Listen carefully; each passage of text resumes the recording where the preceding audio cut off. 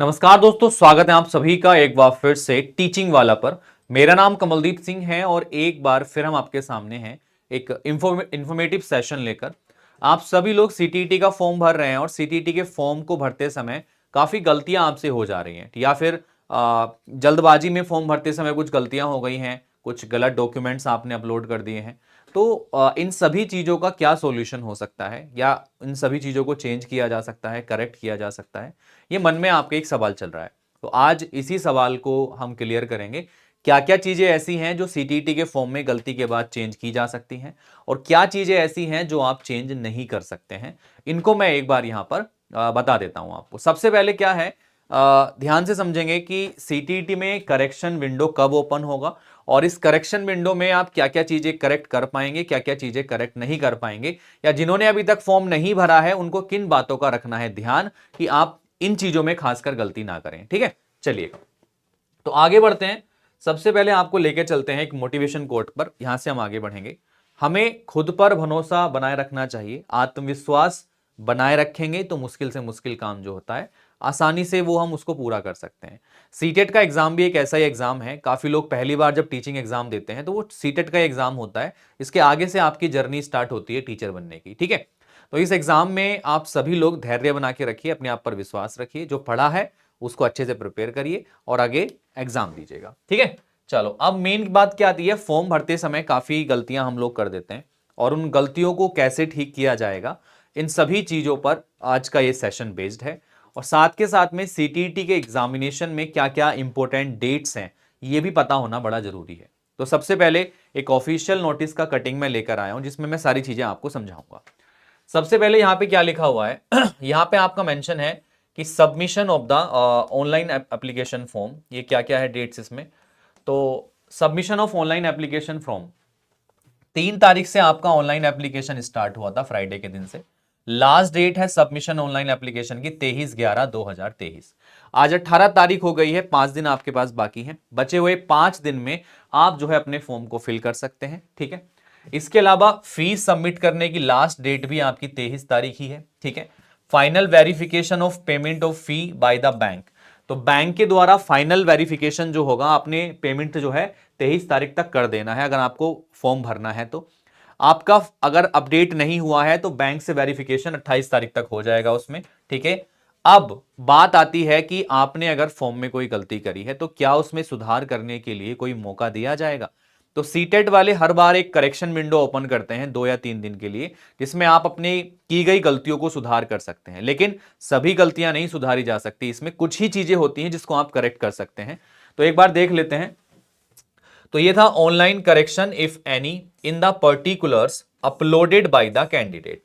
यानी कि क्या क्या लिखा, ध्यान से दिखेगा। ऑनलाइन करेक्शन इफ एनी, अगर कोई ऑनलाइन करेक्शन है तो आप उसको कर पाएंगे, और वो भी क्या क्या, in the particulars uploaded by the candidate, कि आपने जो भी पर्टिकुलर्स अपडेट करें, अपलोड करें हैं वहां पे, उनमें आप चेंजेस कर सकते हैं।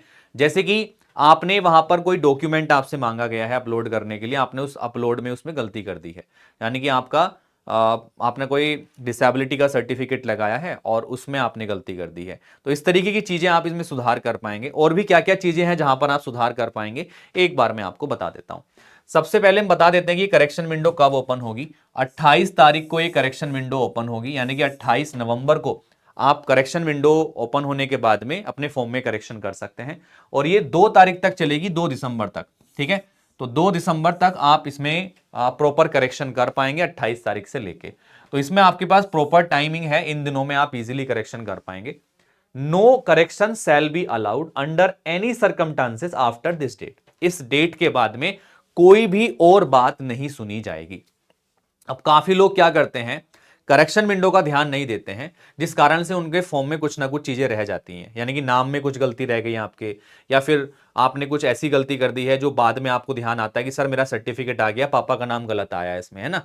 तो ये चीजें क्या सीटेट वाले पहले ही बोलते हैं कि आप इसमें करेक्ट कर लो अगर कुछ गलतियां आपकी है, अदरवाइज बाद में इसमें कोई चेंजेस नहीं होंगे, चाहे आप कुछ भी कर लो। ठीक है, तो एक बार अगर गलती आपने कर दी है तो एक मौका देते हैं ये सीटेट वाले, बाद में कोई और एप्लीकेशन एक्सेप्ट नहीं करते हैं चेंजेस के लिए। ठीक है, तो इसीलिए आपका पूरा एक साल खराब हो जाएगा अगर आप इस चीज पर ध्यान नहीं देंगे तो, ठीक है। अगर एक साल खराब हो गया पूरा का पूरा तो इसमें काफी दिक्कत पड़ती है, सीटेट का एग्जाम दोबारा से आपको देना पड़ेगा, है ना। तो ये बड़ी प्रॉब्लम वाली बात हो जाती है। तो इस चक्कर में आप गलती ना करें, ध्यान से सारी चीजों को फिल करें और करेक्शन विंडो में आप इजीली चीजों को करेक्ट कर लें अगर आपने कोई गलती कर दी है तो, ठीक है। वरना बाद में रिजल्ट आने के बाद में कोई चेंजेस संभव नहीं होते हैं फिर उसमें, ठीक है।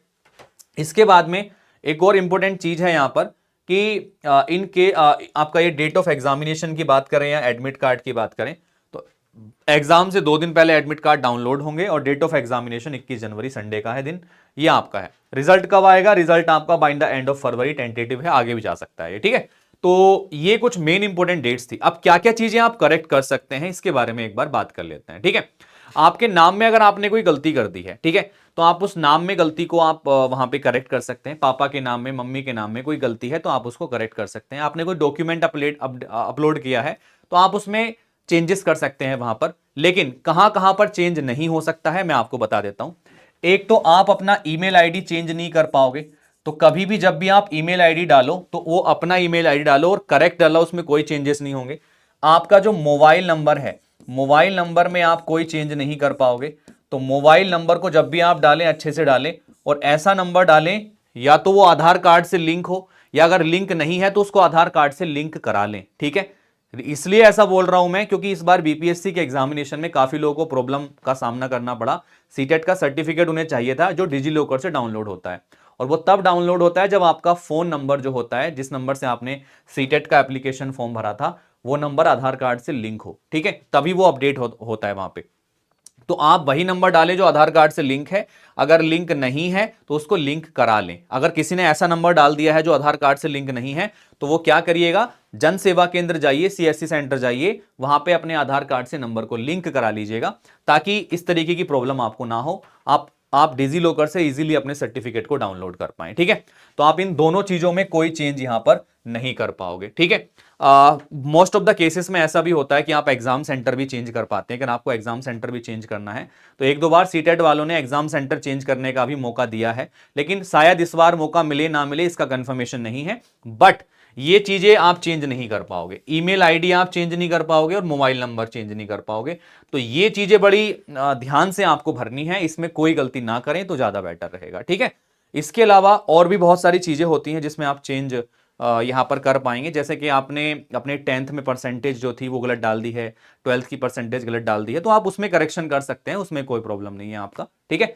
तो ये करेक्शन विंडो का है कि जो नॉर्मल चीजें होती हैं वो वहां पे ठीक की जा सकती हैं। तो इस डेट का याद रखिएगा क्योंकि अगर ये डेट निकल जाएगी ना इसके बाद कोई चेंजेस नहीं होंगे और आपका पूरा एक साल खराब हो जाएगा सीटेट पास करने के बाद भी, ठीक है। चलिएगा, तो ये 28 तारीख को ओपन होगी, 28 नवंबर को, और 2 तारीख तक आप इसमें करेक्शन चीजें कर सकते हो। तो और साथ के साथ में मैं आपको बता देता हूं, जितने भी दोस्त टीचिंग वाला के साथ प्रिपरेशन करना चाहते हैं तो मैं मैथमेटिक्स की क्लास कराता हूं जहां पर मैं आपको पेपर 1 और पेपर 2 दोनों के लिए अच्छे से प्रिपरेशन करा रहा हूं।